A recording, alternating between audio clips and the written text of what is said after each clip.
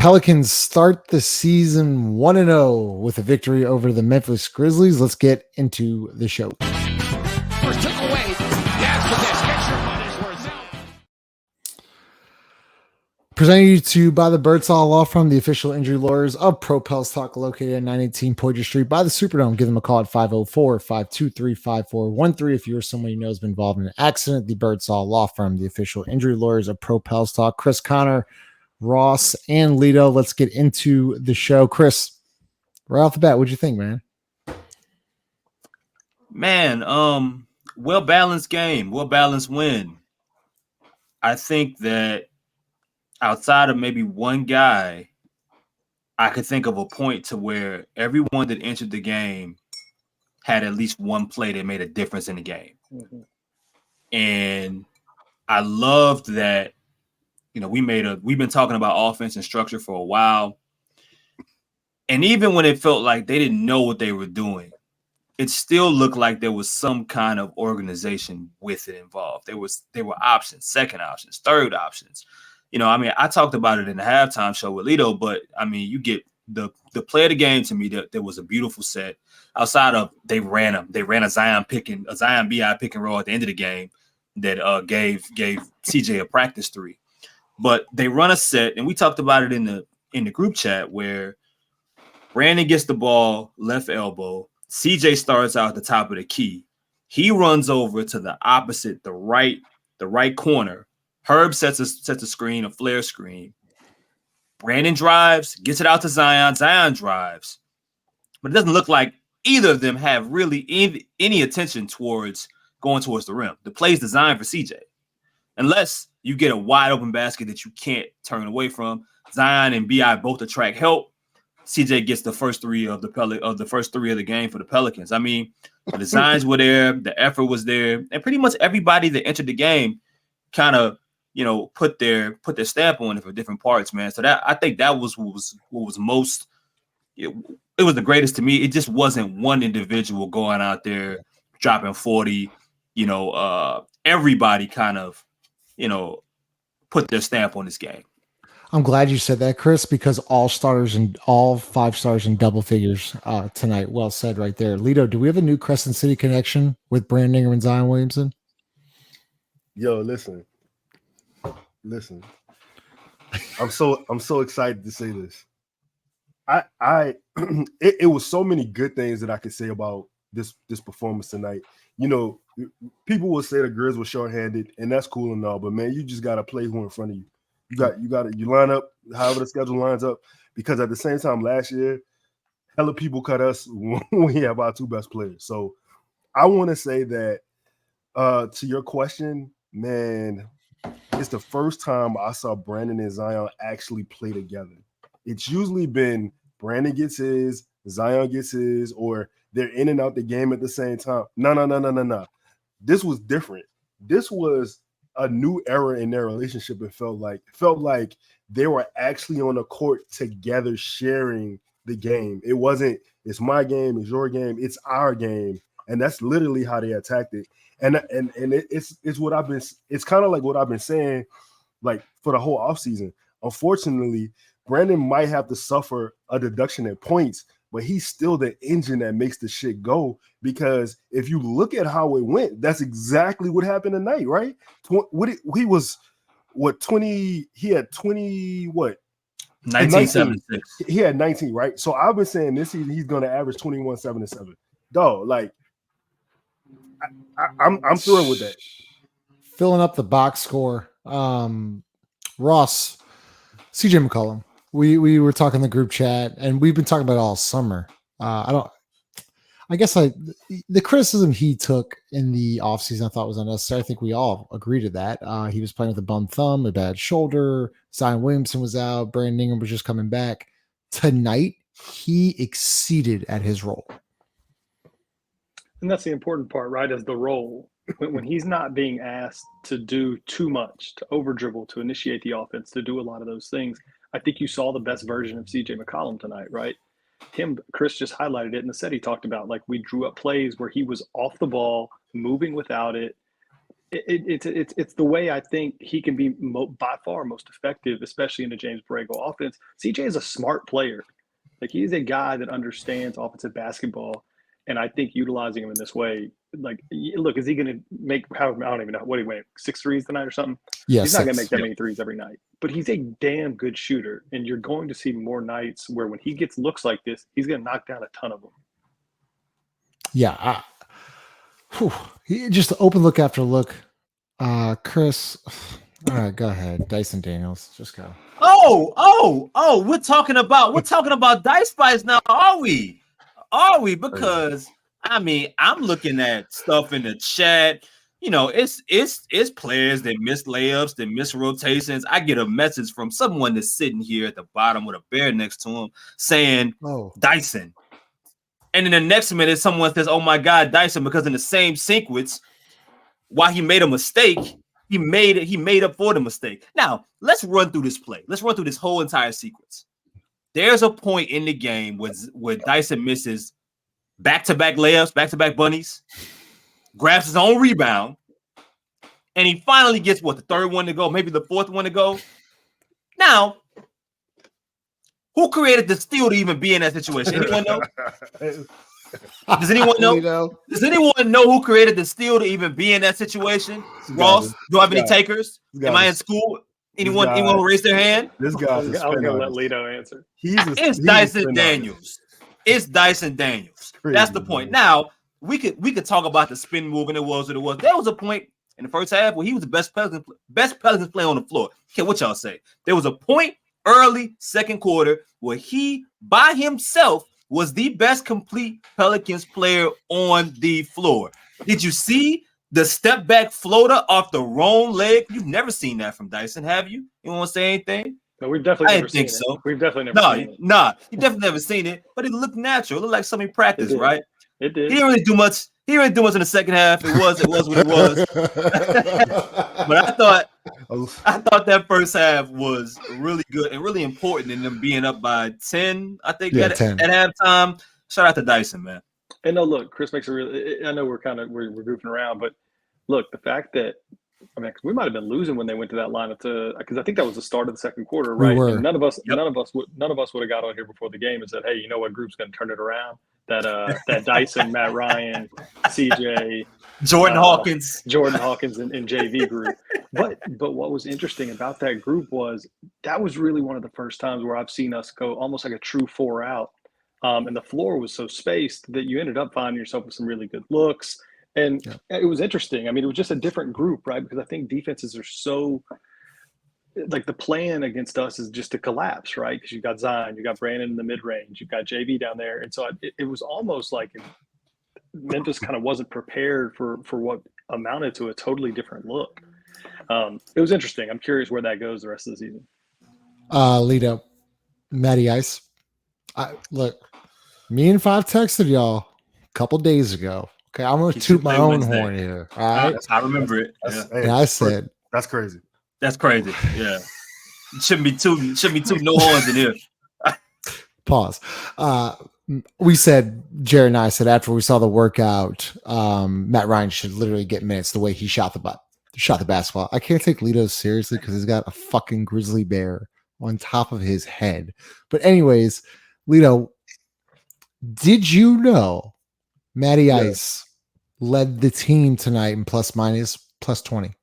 Plus 20. I saw that. I didn't realize that until like 3 seconds ago, but nah. I mean, Matt, listen, man. How about this? Let me give you your flowers. Shout out to you and Five. Y'all did say that. Y'all text us and y'all told us. Y'all said, man, this dude should get minutes. You say we're looking at him shoot. He hasn't missed yet.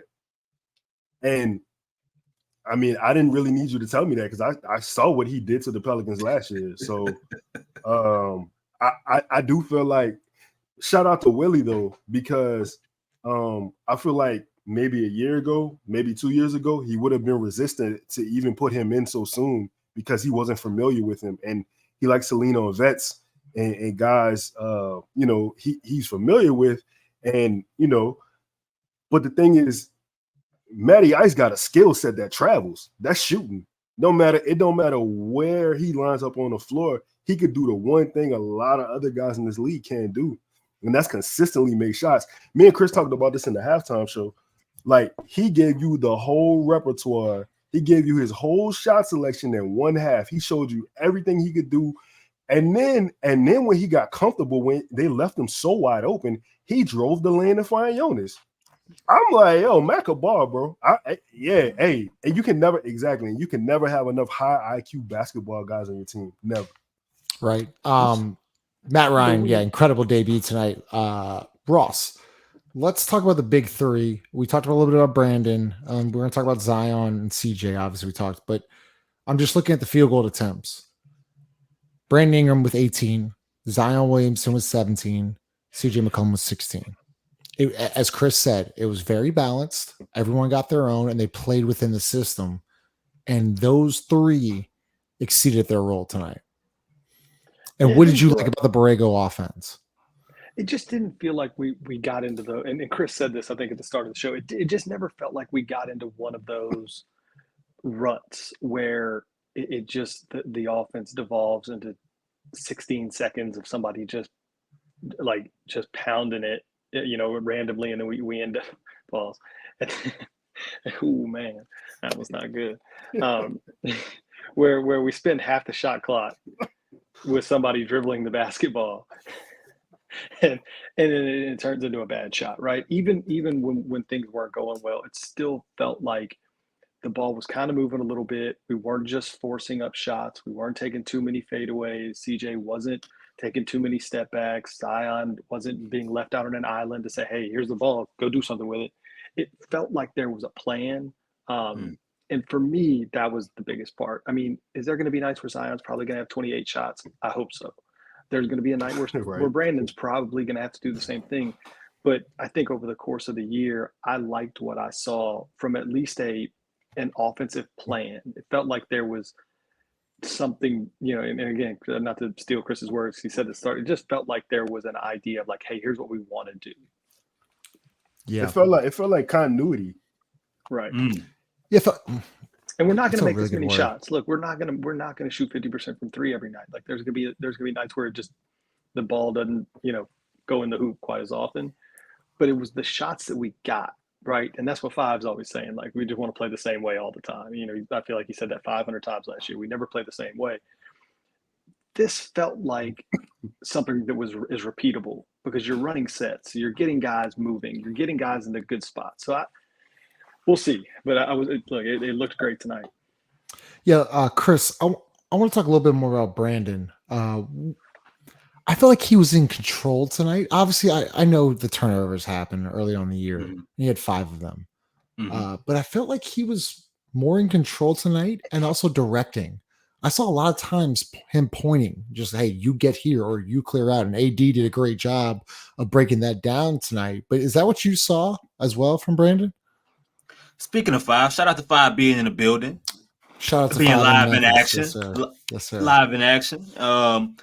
Yeah, I mean, and it wasn't, to be honest, it wasn't just him. I saw it with Zion as well. I mean, but, we saw from Zion in the preseason, right? Brandon was way more,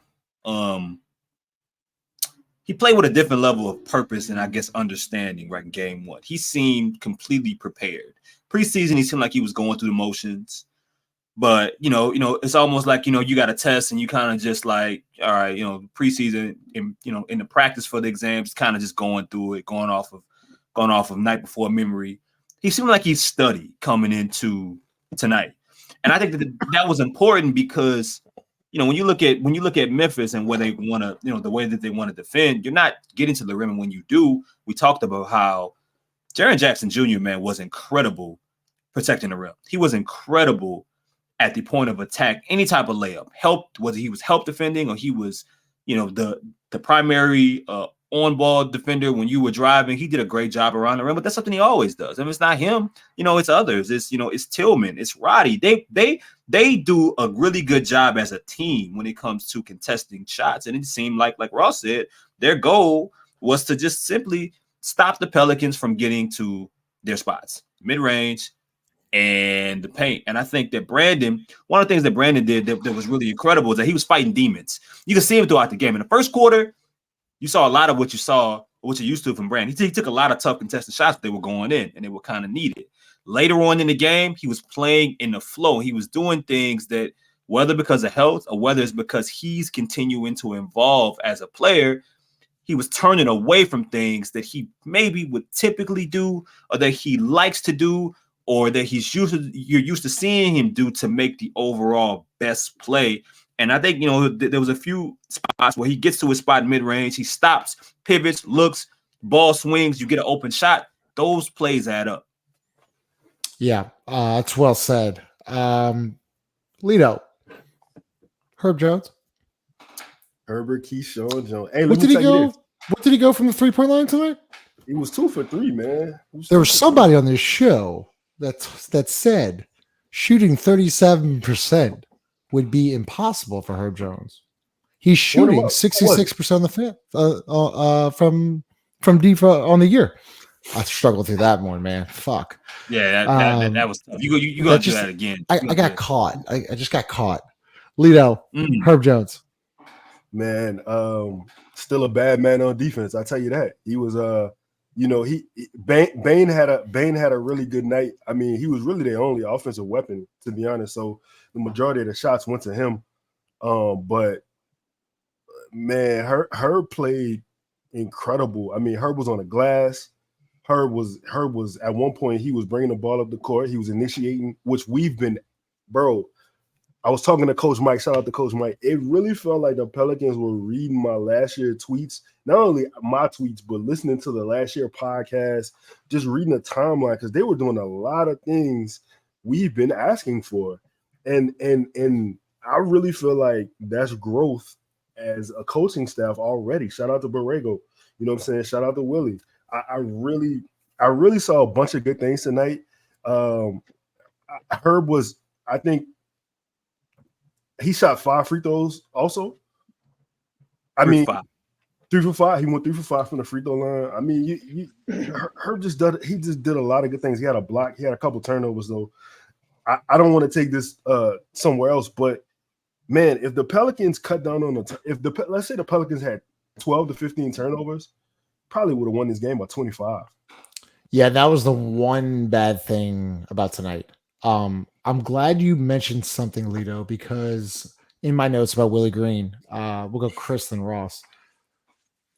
Multiple times tonight, they went to a 2-3 zone, and the Grizzlies struggled out of a timeout. Now, I think in the fourth quarter, like that dude hit like a turnaround, like fade away on Matt Ryan. You're like, you take that. I thought his subs at the end of the third quarter, when he put Hawkins, Matt Ryan, Zion, Brandon, CJ to get the best possible shot, was a really good move with 5 seconds left in the third. And I think Brandon hit a long too.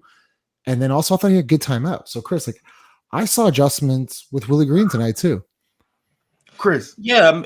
Before you say that, Justin, I'm sorry. I have to say, I needed to say one thing, because we talked about the coaching evolution. I gotta say this. It was many times tonight where Xavier Tillman was the outlet. And that's the guy they felt safe leaving open. And I was so proud of them that they didn't over-rotate or bite on pump face from other people. And they literally just stayed home on their guy, and they let Xavier Tillman be the guy to take the shot to beat the clock. I'm sorry, Chris. Go ahead. Very good point. Tillman ended the night from 3, 1 for 5. Right. I mean, those are things that matter. And look, you got to give him credit. You know, you mentioned Bane being the one that really only beat him. Well, look, we've seen a lot of Grizzlies games where Jaren Jackson Jr. has killed this team. He finished 2 for 9 with 8 points tonight. That's an incredible job. You know, I would say. But yeah, I mean, Matt Ryan was one of the things that we talked about it, and you could debate like, all right, well, maybe. You know, they don't have enough bodies. They had to throw someone out there. Matt Ryan was the easy choice, whatever the case may be. I think that the growth in what you've seen from Willie is planning, preparation. It feeling like he's not just out there trying shit. And there were things that I could see throughout the night that made logical sense. I'm piecing some things together. I'm like, all right, Dyson goes out, I think, mid-third quarter. I'm like, is he done for the night? No, he was saving Dyson for the 7-minute mark in the fourth quarter, ideally to close the game. Okay, CJ plays a good majority of the second quarter. Opens the third quarter, he comes out. Kyra Lewis comes back in the game. Didn't play well, but there was a plan for Kyra.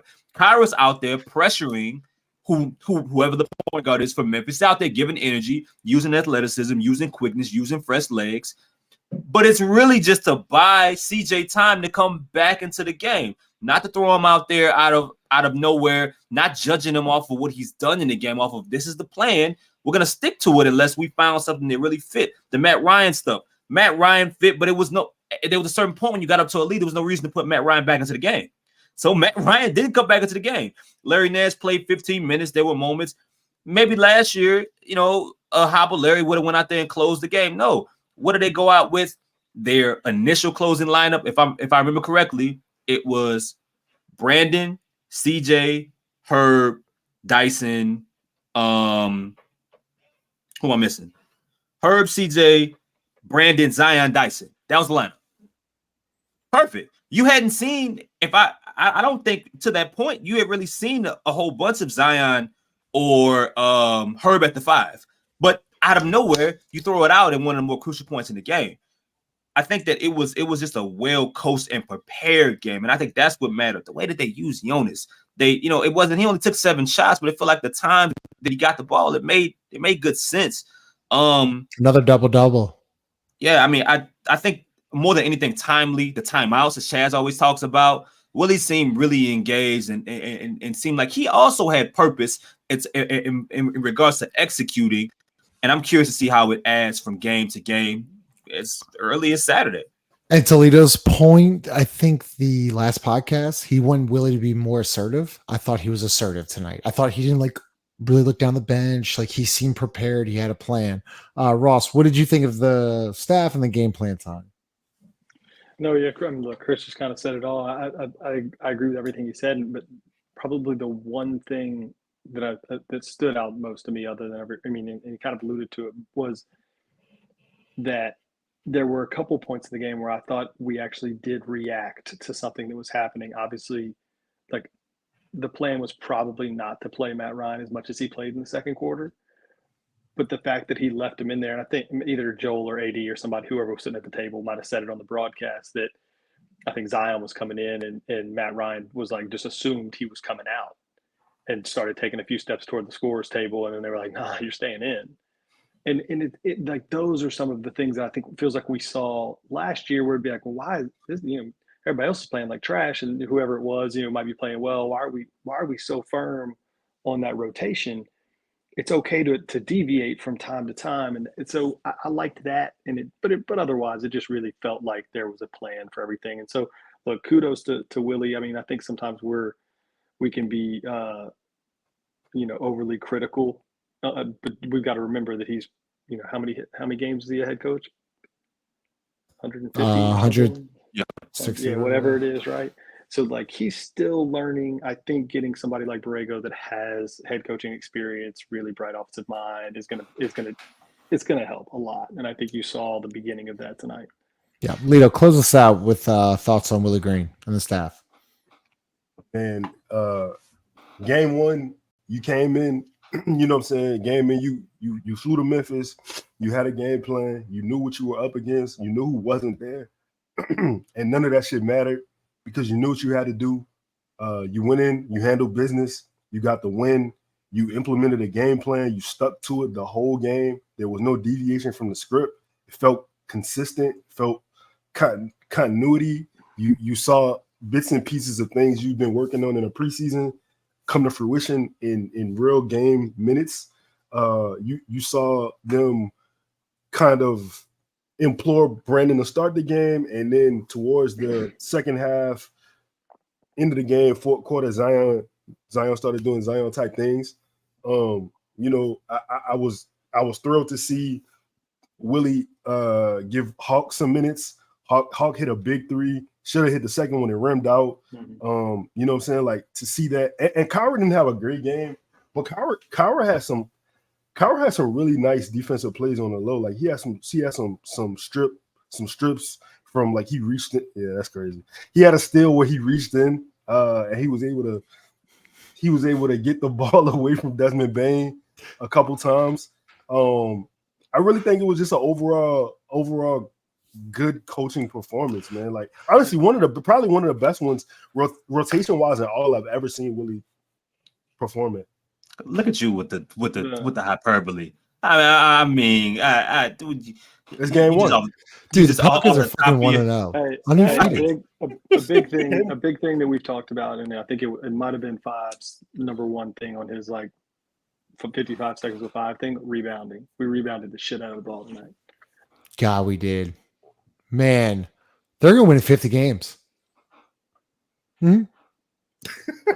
Nobody said nothing. He said, I mean, listen, but that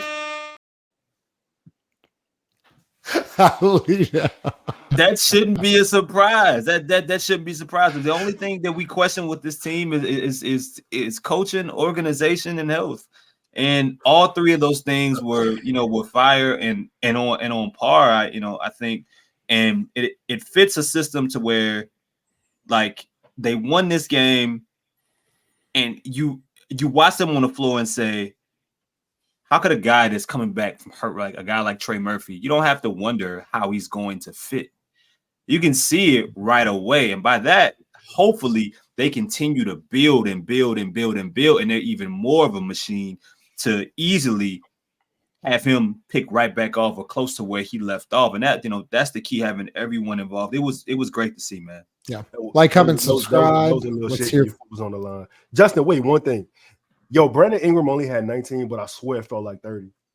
And I say that in a way where filled up the box score. His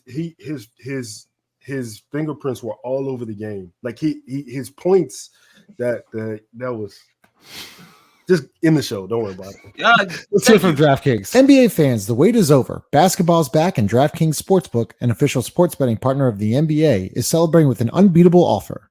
New customers can score $200 instantly in bonus bets for throwing down $5 on the NBA. Win or lose, it doesn't matter. You'll start the season with an instant dub. Basketball's more fun when you're in on the action. Download the DraftKings Sportsbook app now and use code BOOT. New customers can get $200 in bonus bets instantly for betting just $5. Only on DraftKings Sportsbook with code BOOT. The crown is yours. Like, comment, subscribe. Pelicans are 1-0. Play the Knicks on Saturday. Show up to the blender. Fill the blender. Fill the blender. That is crazy. Justin in the